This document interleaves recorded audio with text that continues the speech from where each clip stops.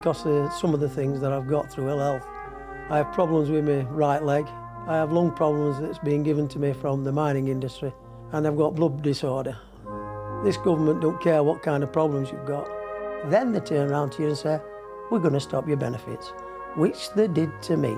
I waited 12 months before I could go to a tribunal for a judge and a doctor to say they should have never stopped your benefits in the first place. There are no jobs in Rotherham. In fact, we look like losing the last remaining pit in this area. Maltby Colliery is going to be mothballed or even closed, to the loss of 500 men and women. So therefore, there's 500 people there that will be out looking for work or even trying to seek some type of benefit from the government. There are 750 jobs to be lost at the local Moorgate Hospital. Add these to the people that's going to be lost at the mining industry. How many more people can we take into this area? There are jobs, I've said that, but not jobs that could feed a family. The government has got to get bigger and better at what it's doing. So that was Keith's story. Simon Wilson, what do you say to people like Keith who say that effectively towns like Rotherham have been abandoned by the coalition government? I've been doing business in Rotherham for about 25 years, and I've seen the decline in Rotherham over that period of time. Companies that I used to come and sell product to that employed lots of people, like Gloystan and Hallam Freight and the Templeborough Rolling Mills, have disappeared, and Keith's absolutely right. But those old industries have gone. As Yvonne has said, she's from the northwest. The coal and the steel has disappeared. We have to replace those. And we've started doing that with things like the Advanced Manufacturing Park and companies like Rolls-Royce investing and creating 150 jobs in Rotherham. That's fantastic news, but what we have to do is to do more of that. And I firmly believe that the Conservative Party are the people that can do that. We're the ones that are seeing the economy now start to grow. It's grown by 1%. We're on track to be... Simon, your predictions were that it was going to be on 4.6%.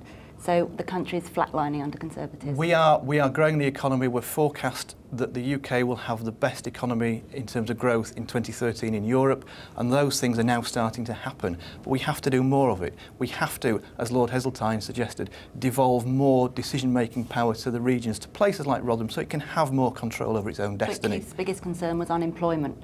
And what unemployment is the point of creating thousands of jobs if you're going to bring half the third world in to come and take them? It's pointless. All right, your point, Marlene Guest, is that we've got people sitting at home on benefits and we've got immigrants doing some of the jobs. Is that what you're saying? Yeah, I mean, it's no good creating jobs like you did last time. You created thousands of jobs and people came in, but you've got to make people realise that they've got to take the jobs. But the people you refer to so disparagingly, you know, there are large numbers coming from Iraq, Afghanistan, places where Labour and the Tories and the Condems, where they've spent money on bombs and bullets bombing other countries, and people are coming over here as a result of these warmongering tactics. And you talk about Lord Heseltine. It was Lord Heseltine and his mob under Thatcher that took a scythe to the coal industries and the steel industries and destroyed entire communities. And I've been talking to the ex-miners over here, and it's happened here as well. Absolutely. Because the Condems don't care and Labour has done nothing for the miners. I'm meeting with the Orgreave Miners Committee for Justice tomorrow, and you know, we're campaigning to bring justice back for these people whose communities have been laid to waste. Jane, excuse me, this is all very well, but you're not actually getting to the point of what is going to be done about it. The fact of the matter is that an open-door immigration policy doesn't work. And that isn't something against anybody that's coming into the country. It doesn't matter who you are. It's open-door immigration policy doesn't work. It puts strains on facilities, and it puts strains on the welfare facilities as well. This gentleman has had his welfare payments removed. Now, if you come over into this country, you can go straight onto the welfare state without actually having to prove anything. So that sort of thing has to be addressed, it has to change, and it won't change. The coalition can't possibly stop the open-door immigration policy. Next year we'll have hundreds of thousands of Bulgarians and Romanians coming into this country. That puts pressure on the employment. So I think we've got to address the problem. Never mind who did what and why they've done it. It's here, it's now, let's sort it out. Michael Beckett, what are people saying to you on the streets when you're a member of the party, which is part of a government, and they're taking benefits off people in Rotherham? Well, having been a Citizens Advice Bureau manager and spent my time before that doing legal aid, specifically in welfare benefits, it's an area I know very well. I certainly want to help improve the life chances of people in Rotherham, and I think the best way to do that is to spend time with them, getting to know them, helping them and investing them. Why has he got no welfare then? Listen. When he's worked for his country all his life, why is it being removed from him? It's because of a firm called Atos Origin from the French government that has done a bad job of doing the medical. So that's back from down what to the it European says. Union again. Atos, let's not forget, was the brainchild of Labour, and Labour paid them a £110 million contract. Atos are destroying people's lives. We've just heard from Keith the miner, who's been told that he's fit enough to go to work by people from the Labour-invented Atos. Labour has allowed people to have a lifestyle choice. If you don't want to work under Labour, you didn't have to work. Let's address that with Sarah Champion. I mean, the accusation often levelled at your party is that 13 years you're in power, you allowed the benefits bill to spiral. And, you know, look at the result. So many people in this town and across our region just stuck on benefits. We did bring Atos in, and we brought it in as a capability measure. If people are vulnerable, if people are disabled, if people are medically ill, then we need to support them. That's absolutely a given. Well, but what we're trying to do is get people back into work, and that's the most important thing. At the moment, under the Tories, that's not happening at all. The welfare bill is going up. What we will be doing is very, very strongly supporting people to get them back into work. People that are working at the moment but are on low incomes, they're having their tax credits cut. So it's making it more and more difficult for hard-working people of Rotherham to make a living. Let's move on now, because one of the most, I think, disturbing news stories to come out of Rotherham in recent times has been the revelation that criminal gangs have been targeting young girls in cases of so-called sexual grooming. Let's hear from one dad now who wants to remain anonymous. My daughter was groomed and sexually exploited in Rotherham. After going to the police for help, nobody seemed interested in South Yorkshire. We wrote to the Home Secretary at the time, and we had letters from South Yorkshire Police saying no stone would be left unturned. An RMP tried to get a meeting with the police. The local politicians at the time should really hang their heads in shame, because they knew exactly what was going on in South Yorkshire and have known for a number of years. Social services and police have let my daughter down, and other children.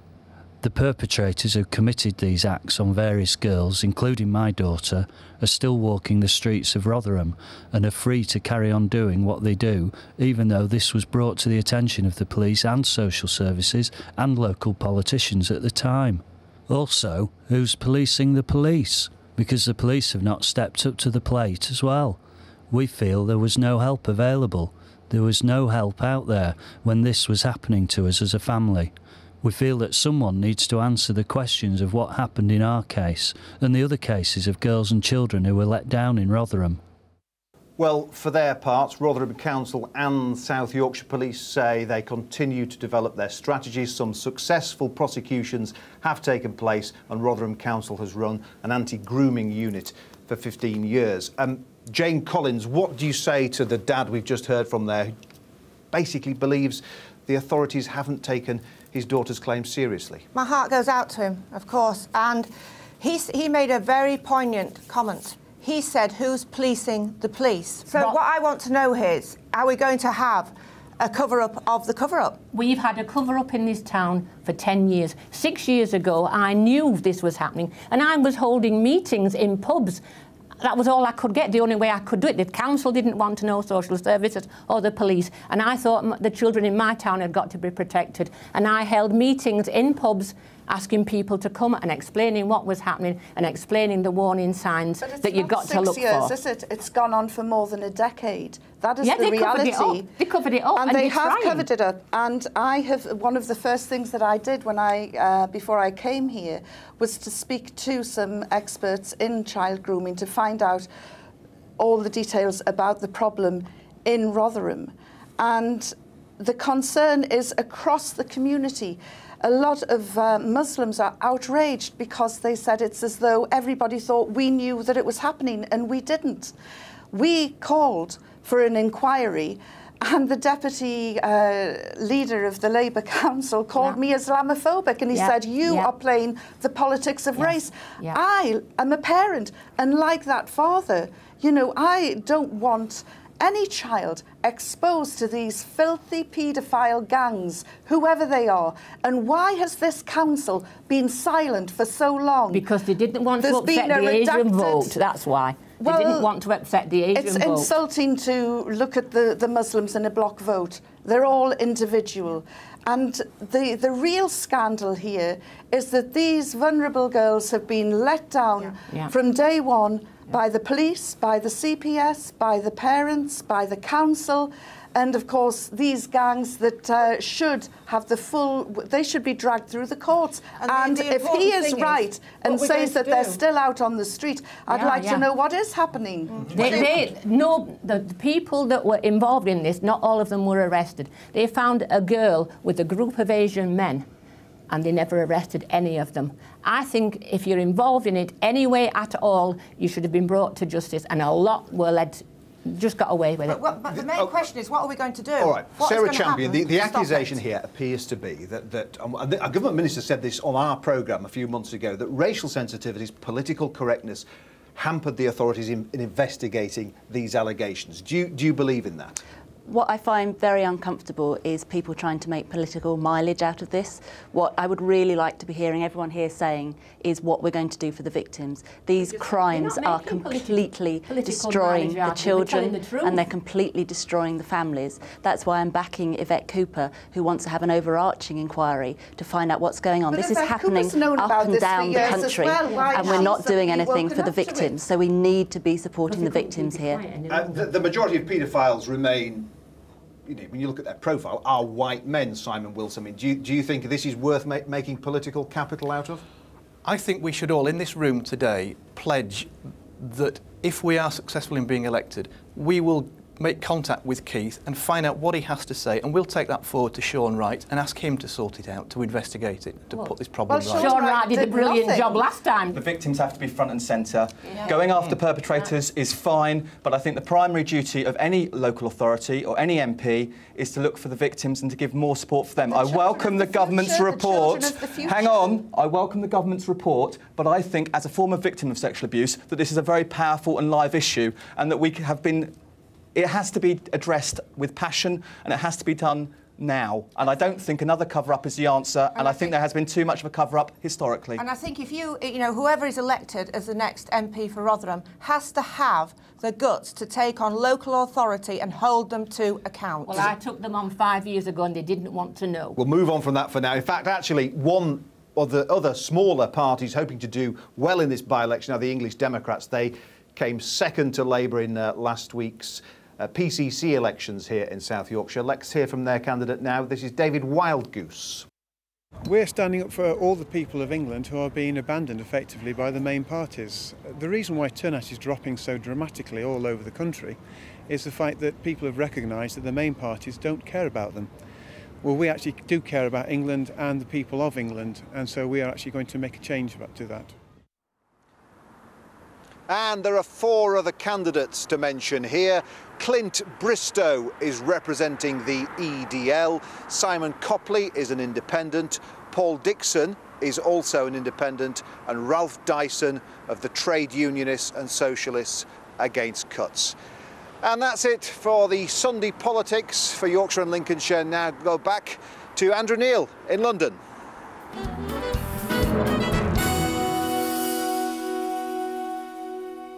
In a moment, we'll look ahead to the big stories that will dominate politics next week with our political panel. But first, the news at noon with Maxine Mawhinney.